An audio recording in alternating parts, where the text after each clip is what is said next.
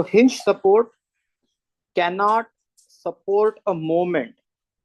The only thing that the hinge can do is it can resist the forces in the x direction and forces in the y direction. If you have a roller support, roller can only support vertical reaction, and the roller reaction is always perpendicular to the surface. As an example, if you have a roller at an angle 30 degrees, then this is the reaction of the roller support. So roller will always give you interaction, support interaction, which is perpendicular. Now, what we need to do is whenever you have a problem, we have to find out support reactions. One more important support, which is this is hinge, this is roller, and the last reaction that we are interested in is the cantilever support. A cantilever support can provide vertical reaction, horizontal reaction, Ry, Rx, and the moment, Mz. Now, one new concept which I want to introduce, it's concept of friction. So what is friction?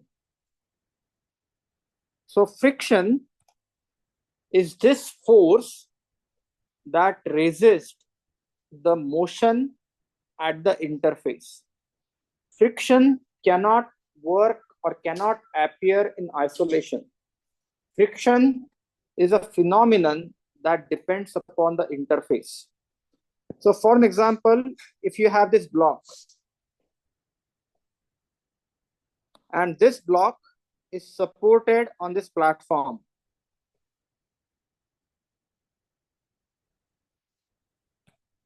If you have oil in between the block and the platform, it would be easier to slide the block. If the block and the platform, they have a rough interface, if there is friction, then it will be difficult to slide the block. So please try to understand, if you try to slide the block in this direction, if this is the force, the friction is going to resist the motion. So this is the friction. If you try to slide the block in some other direction, so for an example, if you try to slide the block towards right, frictional force is going to resist its motion. And this is the external force. Now I want you to understand the stages that happens in friction. The law of friction says the frictional force is proportional to normal reaction. Normal reaction is nothing but the weight of the block or force which is acting in the normal direction. So the force which is acting in the normal direction. This is called as the normal reaction. So in this particular case, normal reaction can be weight of that block. If the mass of the block is m, if the mass of the block is m, the normal reaction is m times g. Coefficient, so friction is proportional to normal reaction, and the constant of proportionality is called as the coefficient of friction. So frictional force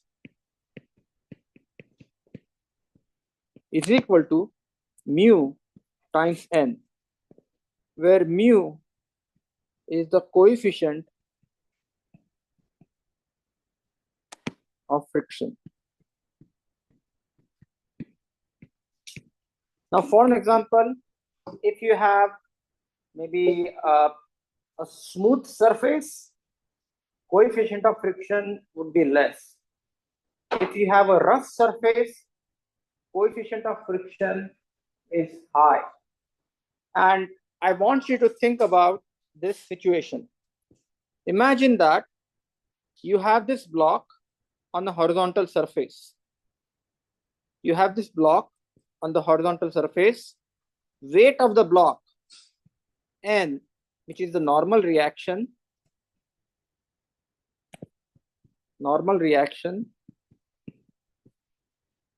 is equal to M times G, where M is the mass of the block, G is the gravitational acceleration, M times G is the total weight of the block that is perpendicular the interaction surface.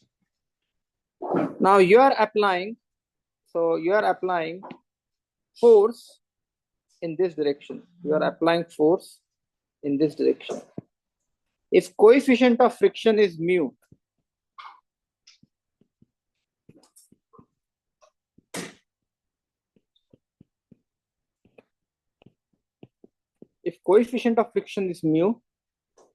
frictional force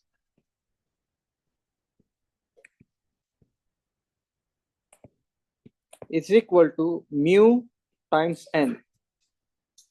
Now frictional force is going to act in the opposite direction. So mu times n is going to act in the opposite direction. And now I want everyone to pay attention very carefully. Now imagine if F is less than mu times n, if F is less than mu times n, what will happen? If F is less than mu times n, block will not move. You agree with me? If F is less than mu times n, the block is stationary, block static. If F is almost equal to mu times n, F is almost equal to mu times n, block is about to move.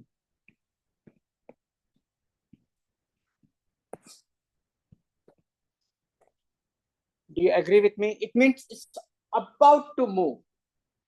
And if F is greater than mu times n, block starts moving. Now I want you to look at the last case here. When force that is externally applied, which is greater than the frictional force that is resisting the motion, the difference between these two forces will induce acceleration, which will be equal to the force is equal to mass times acceleration. In other words, the difference between these two will that different force will make this block accelerate. Everyone understood this? So that is what the concept of friction happens. Yeah.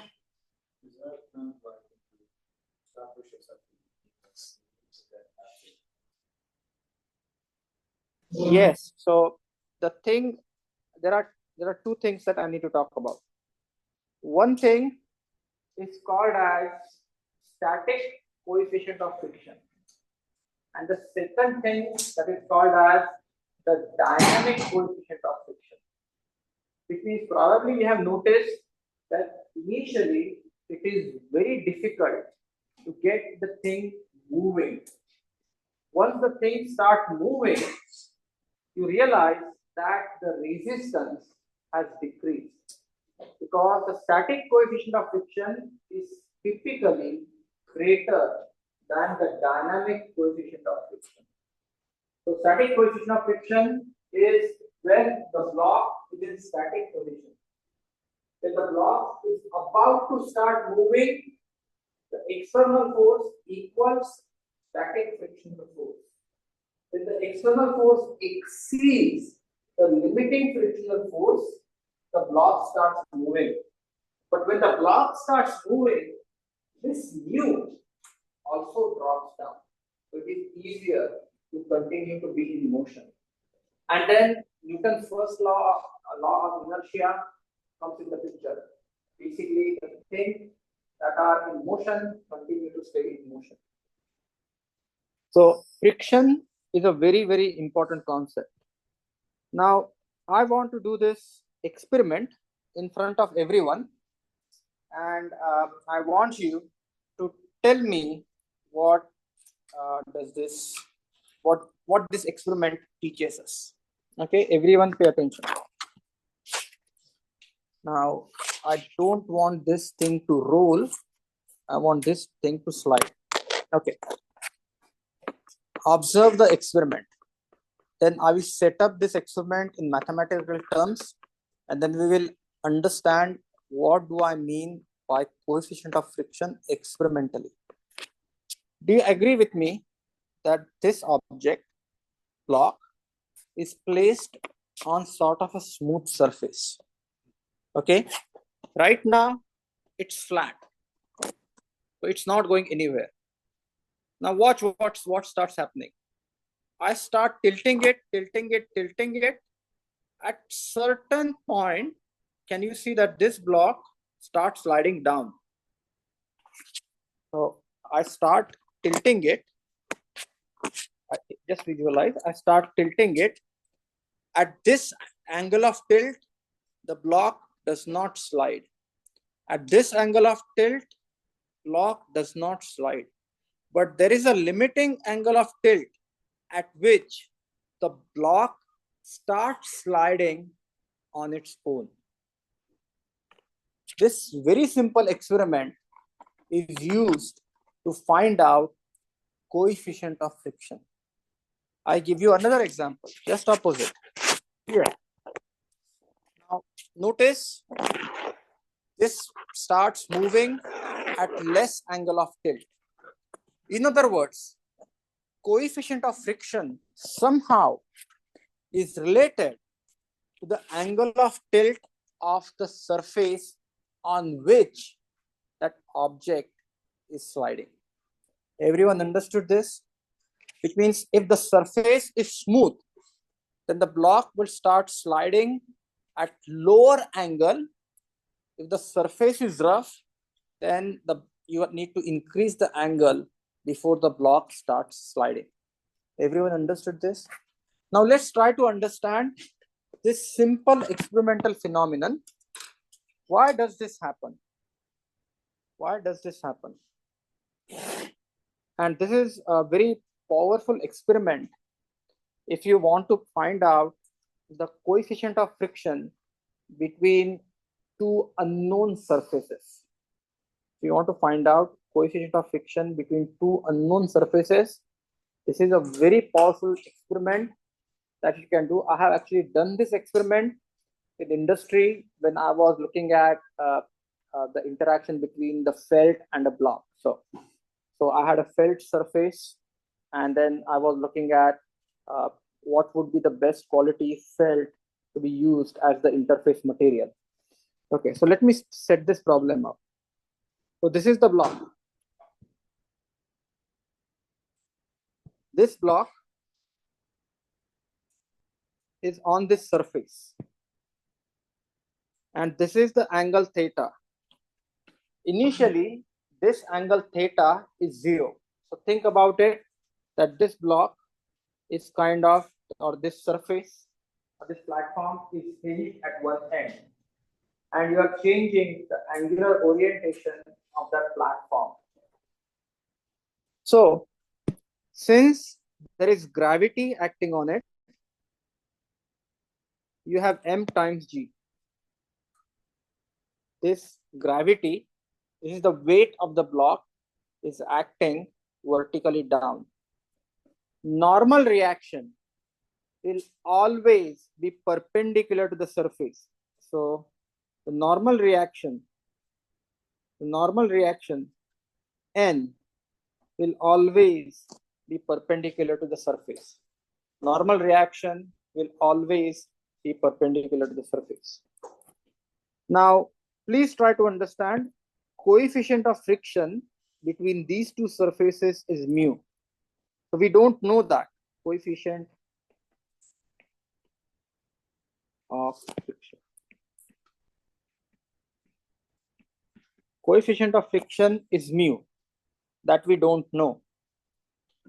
Now, you agree with me that this gravitational force, since this angle is theta, this angle would also be theta.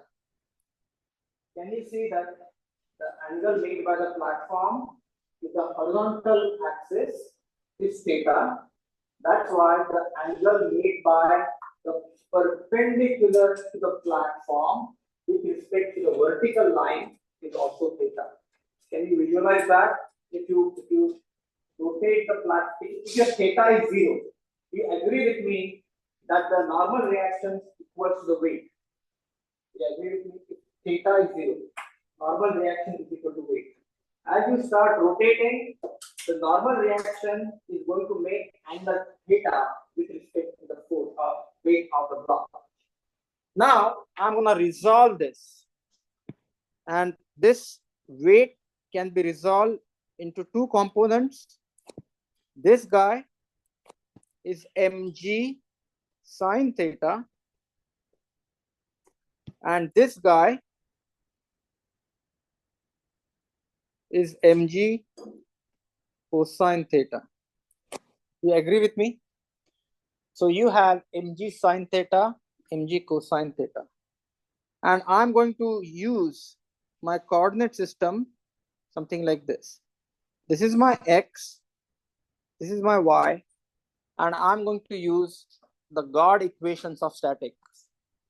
Summation of forces in y direction is equal to 0, which means the normal reaction, which is n, this is going towards positive y, and the component of weight, which is mg cosine theta, is going in the negative y direction.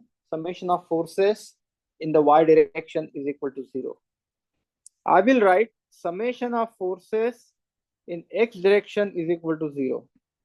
So if summation of forces in the x direction is equal to 0, do you agree with me?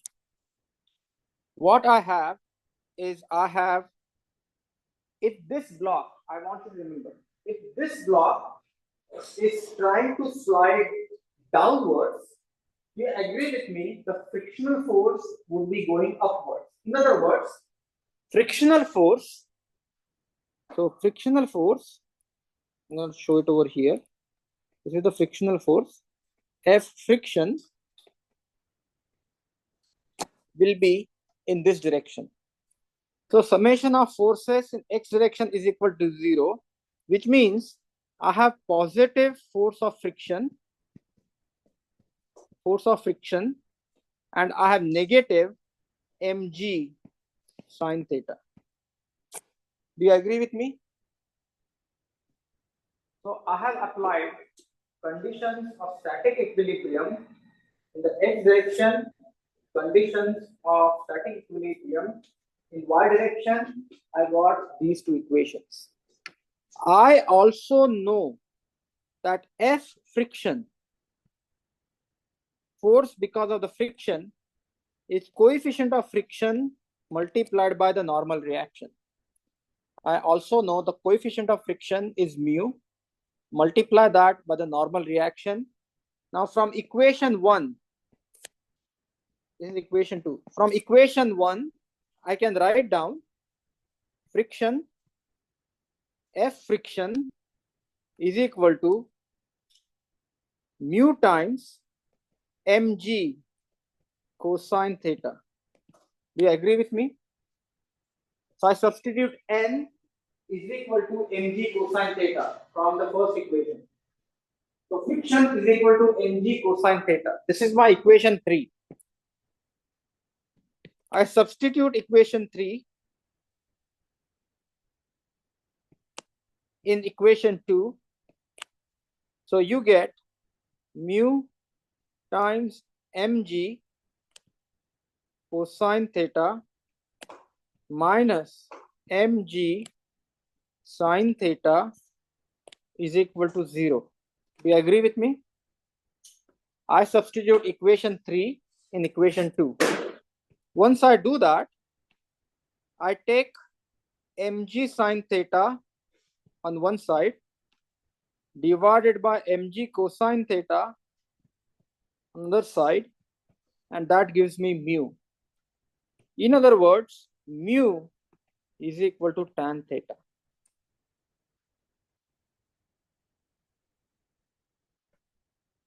This is a very powerful result. So for example, I ask you this. Okay, I want to find out the coefficient of friction between this iPad and the desk. I want to find out the coefficient of friction between this iPad and the desk. What will you do? You would attach an inclinometer or a spirit level onto this platform and gradually start lifting this platform in one side. So start lifting the platform, and at some angle this iPad cover would slide on its own, and that angle, you find the tan value of that angle, and that will be the coefficient of friction between these two interfacing surfaces. Everyone understood this? You don't need to know the weight of the iPad, mass of the iPad, mass of the platform. The only thing that you need to know is the angle theta at which the block starts sliding down. Everyone understood this?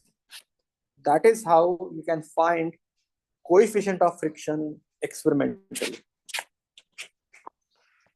So there are, yeah.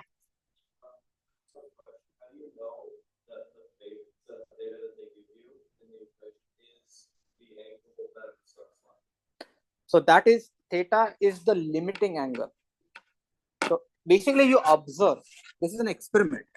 So what you do is you basically place it on the platform. You have an inclinometer. So you measure the angle, or you can use the spirit level, or you can use the app in your phone. And you need to find out the inclination at which this whole thing starts sliding down. And when it is about to slide down, that limiting angle, if you take tan of theta, that is going to be your coefficient of friction. Now I want you to visualize this. Imagine that you have this block. You have this block. At certain angle, this starts sliding. So I know that this is the limiting coefficient of friction. So this is the tan of this theta. Tan of this theta is the coefficient of friction between this block and this surface. Imagine if I add oil, if I add some lubrication, do you agree with me that it would start sliding sooner at low angle? And obviously because the coefficient of friction has dropped down. Everyone understood this? I spent some part of my life studying a very interesting subject which is called as tribology. Tribology is the study of friction, wear, and lubrication. Tribology plays an important role in almost all machine elements. For example, your internal combustion engine, lubrication is important so that the parts don't wear out. Even our body, we need to lubricate muscles, we need to lubricate food particles, we need to lubricate our the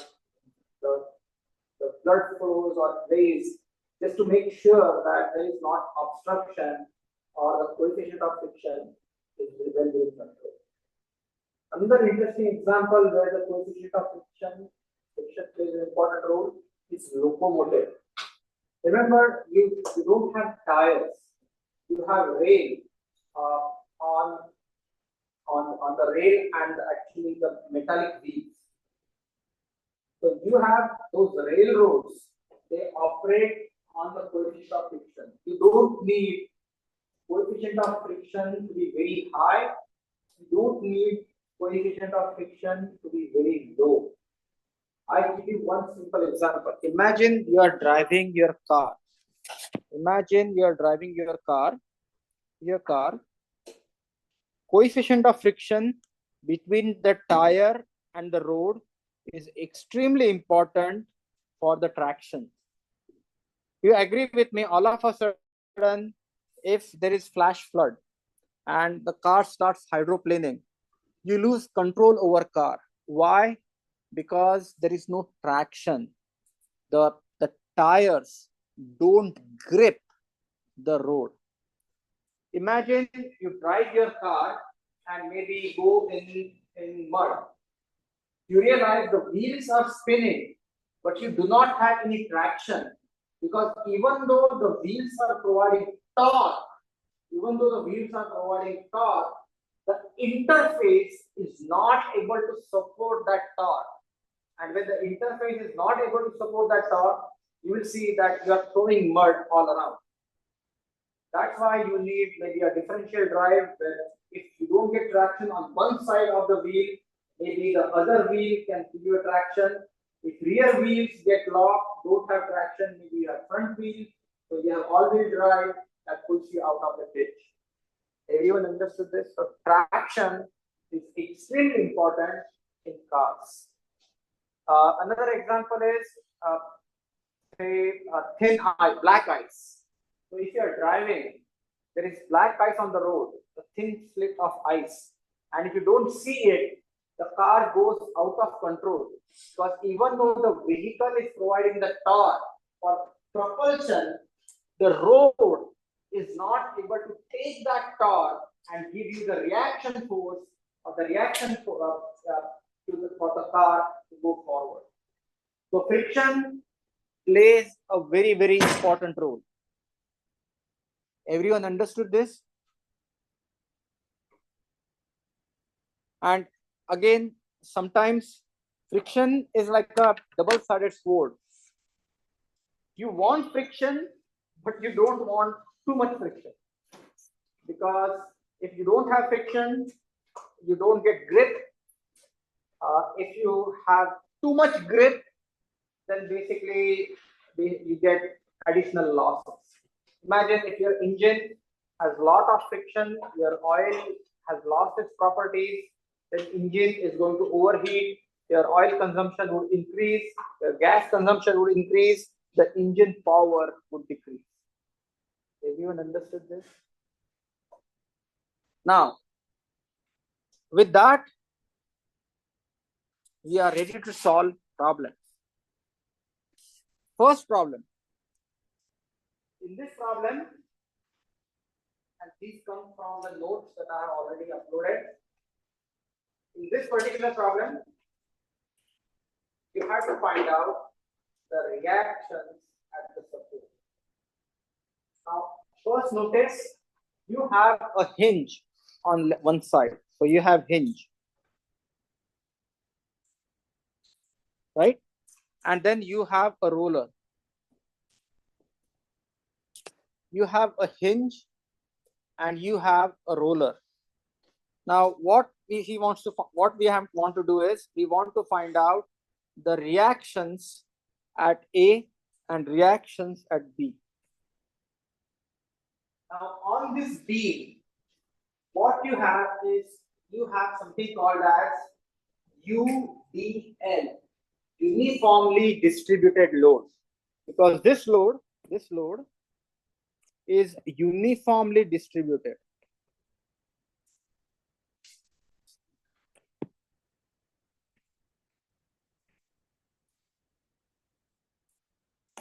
So we have UDL, uniformly distributed load.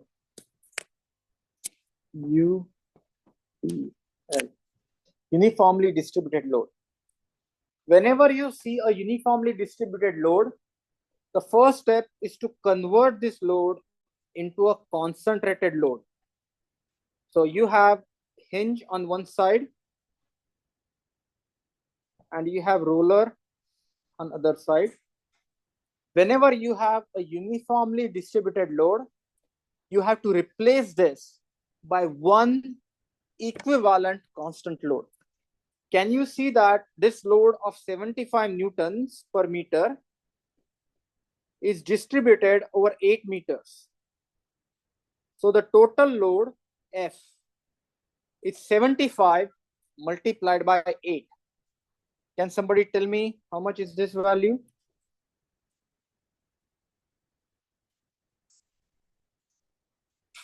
So this 600 newtons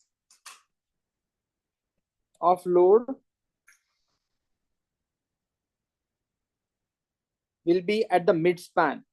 Why this 600 newton of load would be at midspan? Because this distributed load is over 8 meters.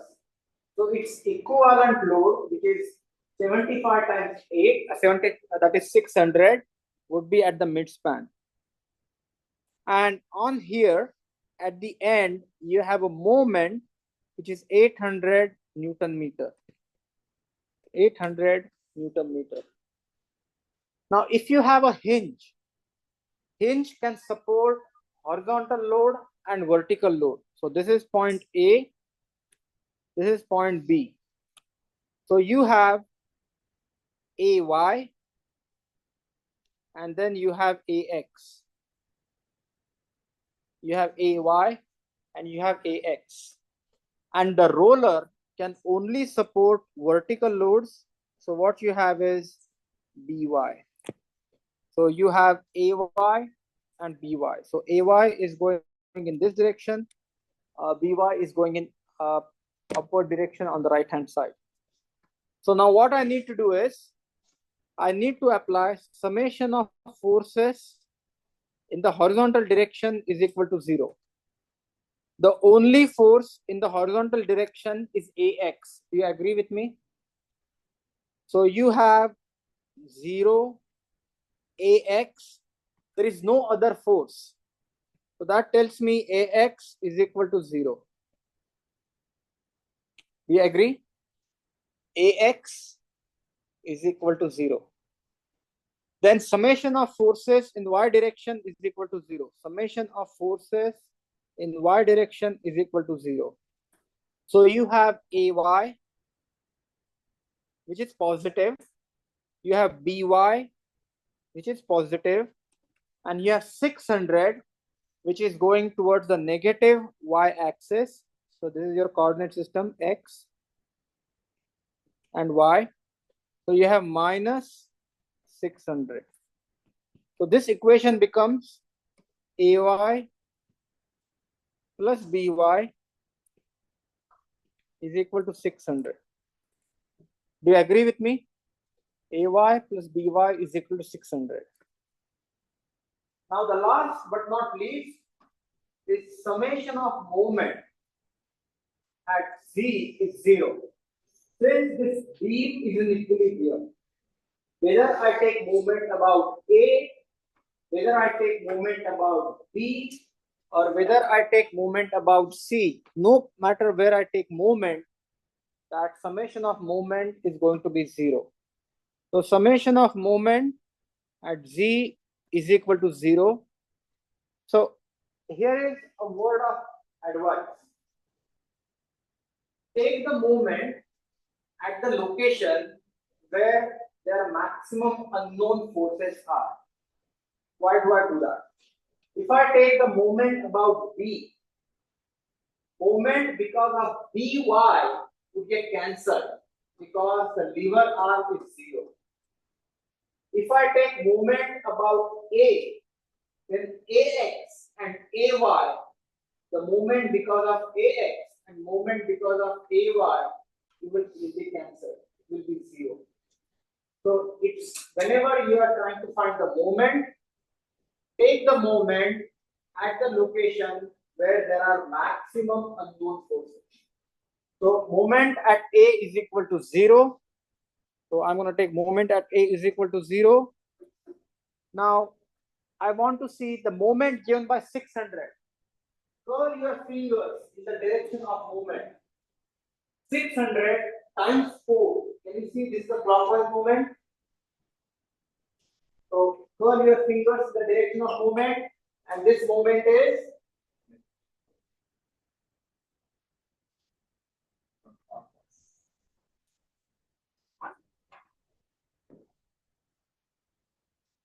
the thumb is going towards negative z axis, right? So it's negative.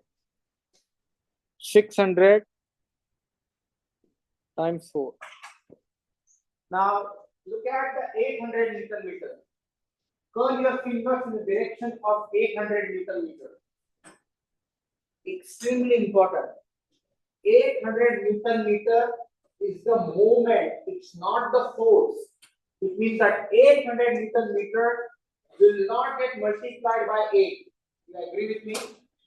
800 Newton meter is just the moment. So, but curl your fingers in the direction of movement. Thumb is pointing towards board. So you have minus 800. Do you agree with me? Now look at the moment given by the force By. Curl your fingers in the direction of the moment given by the force By. Can you see that By is giving you a counterclockwise movement? Means that moment is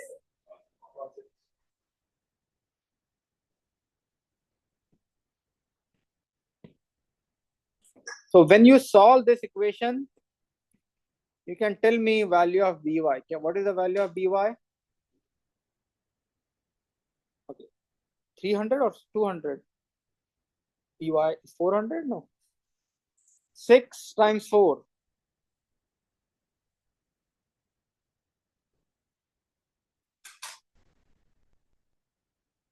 400. By is 400. 6 times 4 is 2400. 2400 minus 800 is minus 3200. 3200 divided by 8 is 400. Right? Now, since By is 400, I can use Ay plus By is equal to 600, and then Ay is equal to 200 newtons. Do you agree with me? Yeah. It says 600 plus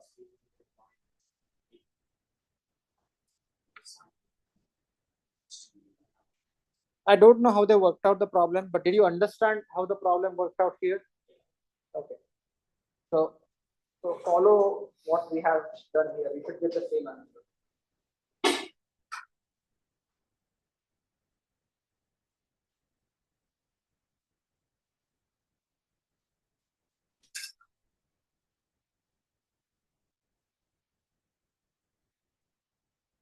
Any questions here? Okay. Shall we go to the next problem? Okay. In this next problem, here we have to find out the horizontal and vertical components of the reaction at the pin. Pin means hinge. So you have a hinge and you have a roller. So this is the hinge and this is the roller. So hinge will have two forces. You have Ay and you have Ax, and the roller will only have one force, which is perpendicular. So I'm going to call this B. I'm going to call this force. And everyone understood that this force B is perpendicular to the area or perpendicular to the surface. Can you see that? the B is perpendicular. Now here, the problem is slightly tricky. Why? Because AX and AY, they are along X and Y. AX and AY are along X and Y. But this B is at an angle. Do you agree with me? So what should I do?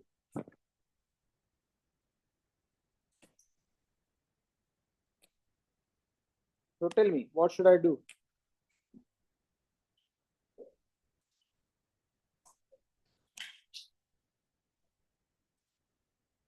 So to solve this problem, I'm going to draw a vertical line.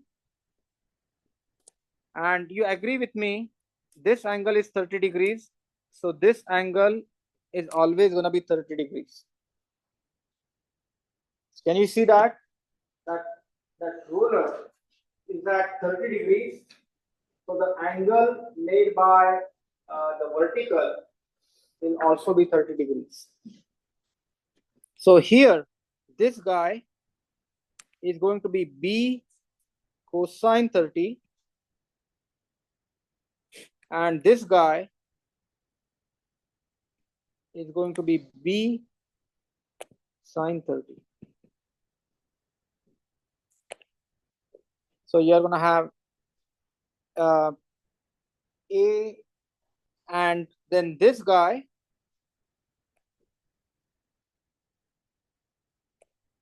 is going to be 4 kilonewton.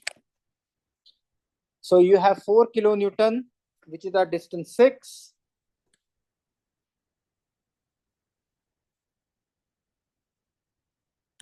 Then you have, this is 2. So what needs to happen is we have to, so I'm going to call this Bx, By, and I'm going to call this Bx. So summation of forces in x direction is equal to 0. So I will show you x and y. So you have plus ay minus bx is equal to 0. Then next, summation of forces in y direction, ax, this would be ax minus bx is equal to 0. Summation of forces in y direction is equal to 0 plus ay plus by minus 4 kilonewton is equal to 0. So you have equation ay plus by is equal to 4. This is your equation 2. This is your equation 1. Now, last but not least, what I need to do is I need to take the moment. You can take moment about A. You can take moment about A. You can take moment about A, or you can take moment about B. You can take moment about A, or you can take moment about B. Just for the sake of simplicity, I'm going to say that moment about maybe B. Summation of moment about B is equal to 0. So now notice AX passes through point B. So which means the moment because of AX is going to be 0. AY is at distance 8. Curl your fingers in the direction of movement given by AY. And you see AY is going to give you a clockwise movement. So curl your fingers in the direction of movement. Thumb is pointing towards the negative Z axis. So this is Z.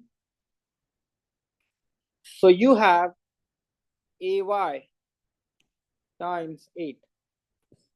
Curling your fingers in the direction of movement. This movement is negative, minus AY times 8. The next moment is the moment given by 4 kilonewton. Curl your fingers in the direction of moment given by 4 kilonewton. Can you see the thumb is pointing towards positive z direction? So what you have is you have plus 4 times 2. So with this, you are able to get value of AY. You agree with me? With this, you are able to get the value of AY. What is the value of AY? 4 times 2, 8. AY is equal to 1. AY is equal to 1 kilonewton. You agree? Once I find out the value of AY, I know the AY plus BY is equal to 4. So I can find out from equation 2, from equation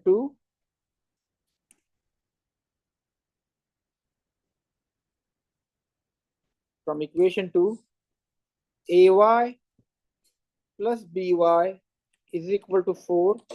AY is equal to 1. So BY is equal to 3. You agree with me? Now, next thing, once we know BY is equal to B cosine 30, which means B is equal to 3 divided by cosine 30. Do you agree with me? And last but not least, AX is equal to BX, and BX is B sine 30, and that is 3 divided by cosine 30 multiplied by sine 30. Can you tell me and quickly tell me the answers? So here, first we found out the value of AY. Then we use the value of AY, found the value of BY. So BY is equal to 3. But what is BY?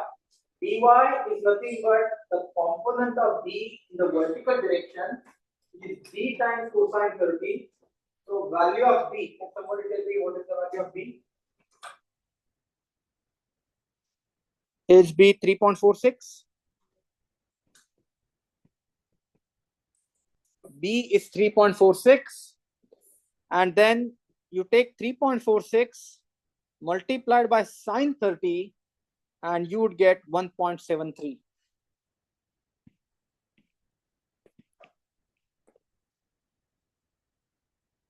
Everyone understood this problem? So in this problem, what you have is you have a roller support. That roller support is at an angle 30 degrees. Your coordinate system is x, y, and z. So all the forces should be in the direction of x or in the direction of y. So we transform that B into its vertical and horizontal component and apply summation of forces is equal to 0, summation of moment is equal to 0, and then work out the math. Everyone understood this? This entire chapter is about this. Okay. Next problem. Now this problem has a little bit complicated scenario.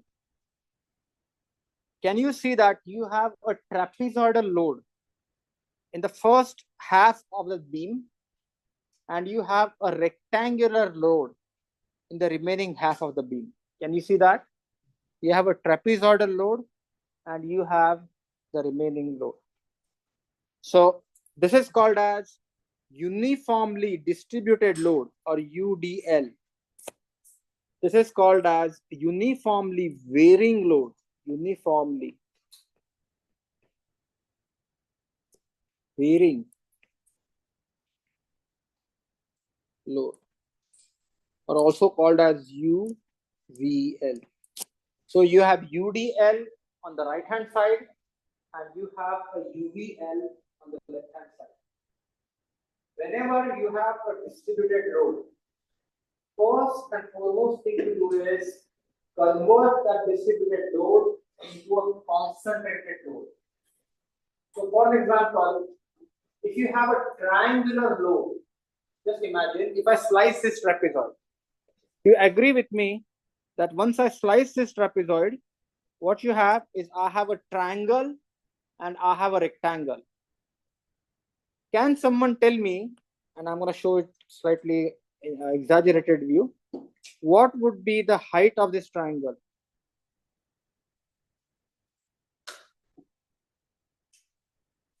What would be the height of this triangle? 300. Correct. 300. Now what it means is on this beam, so I'm going to draw this beam again here. On this beam is 6 meters. This is 3 meters here. This is 3 meters here.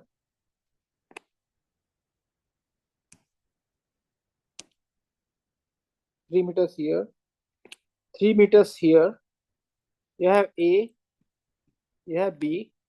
You have a uniformly distributed load. And this is how you show uniformly distributed load.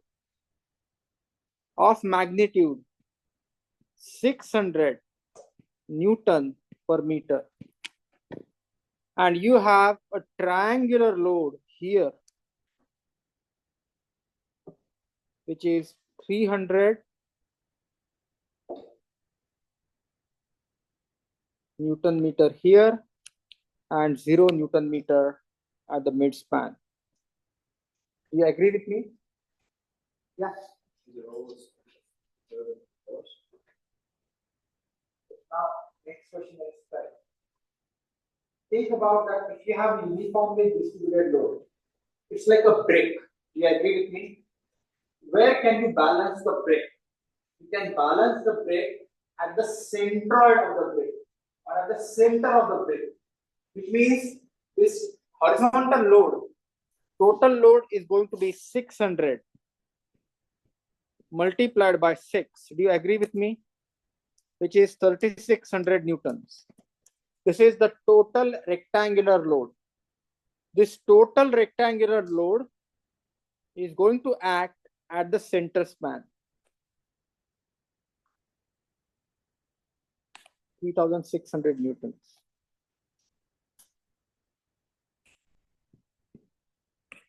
Do you agree with me? This is the area of the rectangle. And why area of the rectangle? Because please note, this is 600.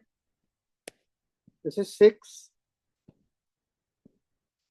So this is the area of the rectangle. Now what you have is, you have this triangle. Where is the CG of the triangle? Is 1/3 from the base. So think about this 300.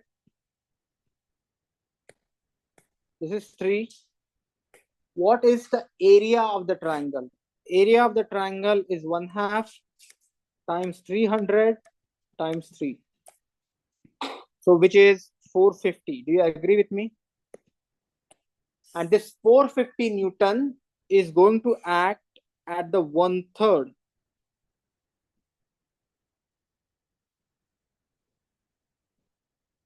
$450.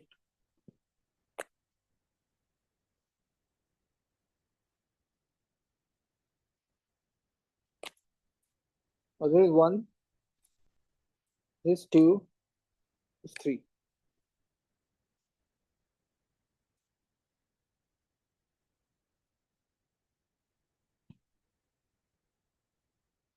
So this is A and B. Now please understand, at B you have a hinge.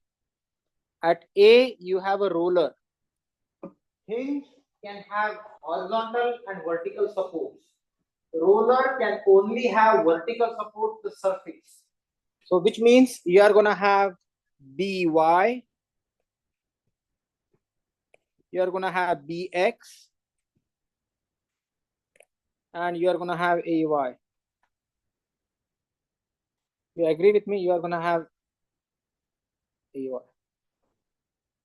You are going to have AY. You are going to have BY. And you are going to have BX equal to a. Again, we use the God equation in statics. Summation of forces in x direction is equal to 0. So let me show. This is x, this is y, this is z. Summation of forces in the x direction is equal to 0, which means 0 minus bx is equal to 0. Thus bx is equal to 0. Do you agree with me? There is no horizontal force. Now, when you look at the vertical force, what you have is you have summation of forces in y direction is equal to 0. So you have plus ay minus 450 minus 3600 plus by. Do you agree with me? Now we will take the moment, summation of moment about A is equal to 0. When I take summation of moment at A is equal to 0, 450 is going down. 450 newtons is going down. Curl your fingers in the direction of moment given by 450, positive or negative.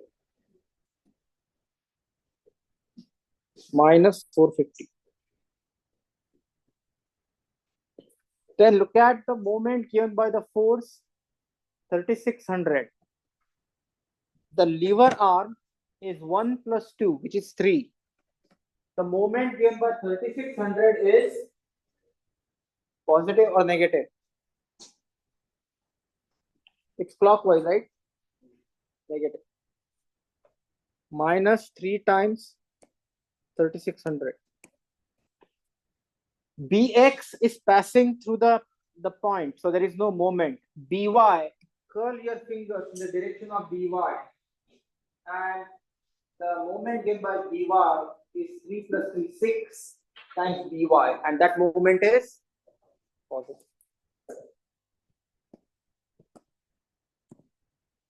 So this equation, you can solve this equation and find the value of by. 450 plus 3600 times 3 divided by 6. And what is the answer?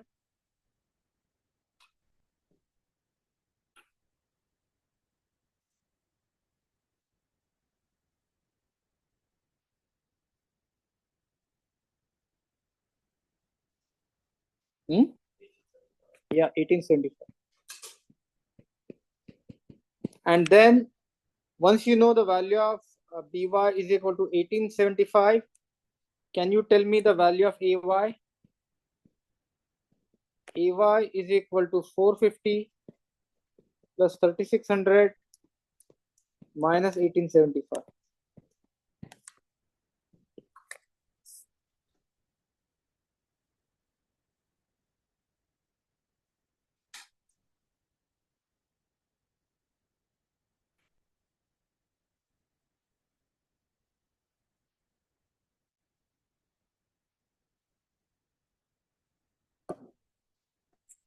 Two thousand 2175. So these are the answers. You agree with me? Okay. Next problem. This problem, yeah, let's solve it.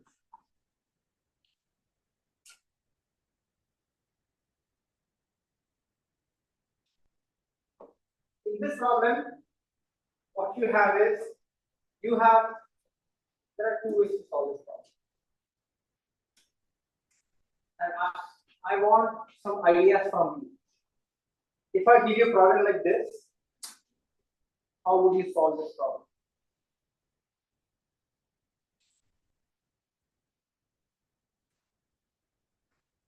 Whenever you have a distributed or a varying load, first and foremost thing to do is replace the distributed or varying load by a concentrated load. where would the total load be acting? The total load would be acting at the midspan. And what would be the magnitude of that total load?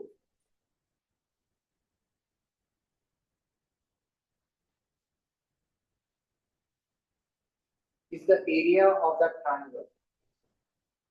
There are two ways to solve this problem. I will solve with one technique. You should try to solve it with other technique. And let's see if our answers are correct or incorrect. The first approach is, what I want you to do right now is, the first and foremost thing is you need to tell me what is this angle theta. So what you have is, you have this triangle which is 3, 4 and 5. So using this triangle 3, 4 and 5, I want you to tell me this angle.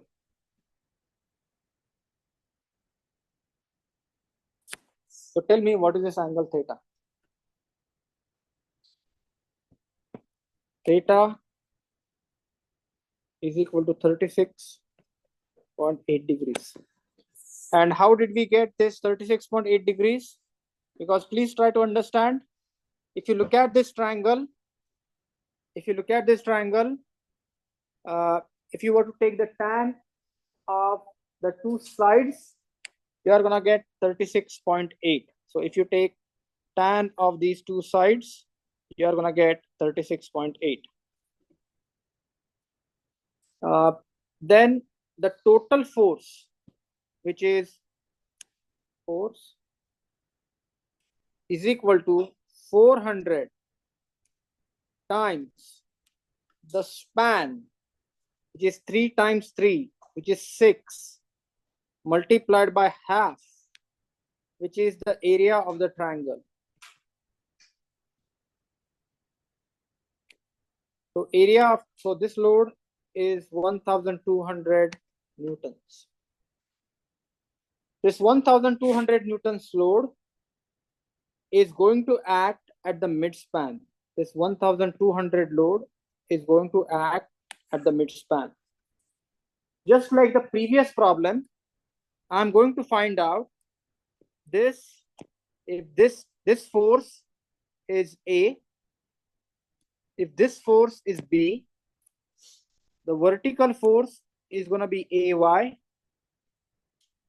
and the horizontal force is going to be AX. So you have vertical force, which is AY, horizontal force is going to be AX, and then since you have the roller support on one side, you have only one force, but you have hinge support on other side, you are gonna have BY, and then you are gonna have BX. You're gonna have BY and BX. This 1200 Newton force will be at distance 3 meters. 1200 Newton force will be at distance 3 meters. Summation of forces in X direction is equal to 0. X direction is equal to 0. That means AX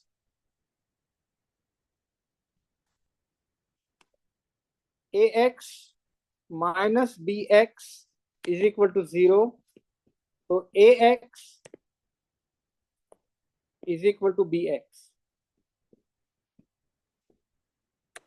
AX is equal to BX. Summation of Fy is going to be 0, which means 0 is equal to plus AY minus 1200 plus BY is equal to 0, which means the second equation is going to be AY plus BY is equal to 1200. So this is your equation 1. This is your equation 2. Last, we need to take moment You can take moment about A or you can take moment about B. So you have this as A, you have this as B. So summation of moment at A is equal to 0. So you have 1200 that is going down. Turn your fingers in the direction of movement. 1200 times 3 minus 1200 times 3. And then Bx is going in the horizontal direction. It goes through point A, no moment. Dy is going in vertical direction. Curl your fingers in the direction of the moment. So you're going to have plus By plus 6 multiplied by 6. So you're going to get By is equal to 600. So once you get By is equal to 600, once you got By is equal to 600, substitute that in this equation and you get Ay is equal to 600. With that, you get Ay is equal to 600. Now, please note By, we got By, we got Ay. Ay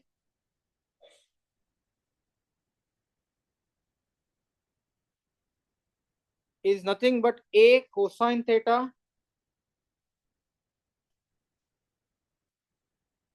So A is equal to Ay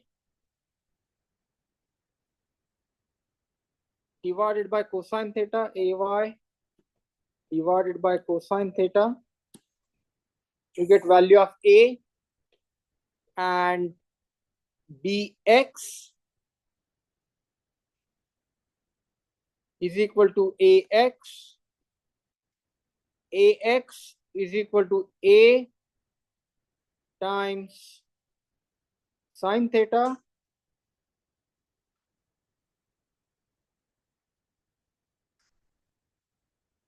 so you will find the value of A. Now please quickly tell me the value of A.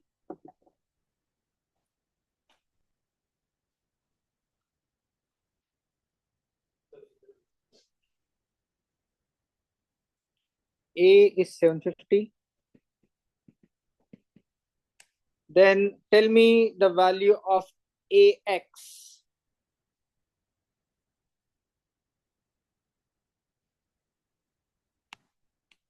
Sine 36.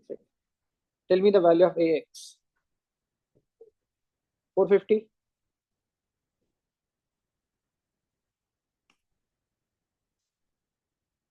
Okay. So this entire chapter deals with this. But what I have done in the passing, I have taught you the next chapter, which is friction. So we'll finish this chapter, move on to next chapter, work out the problems in friction, and then we'll move on to trusses. And then that is where the statics starts wrapping up. Centroids, trusses, virtual forces, and we'll be done with statics. Okay, I'm going to stop here.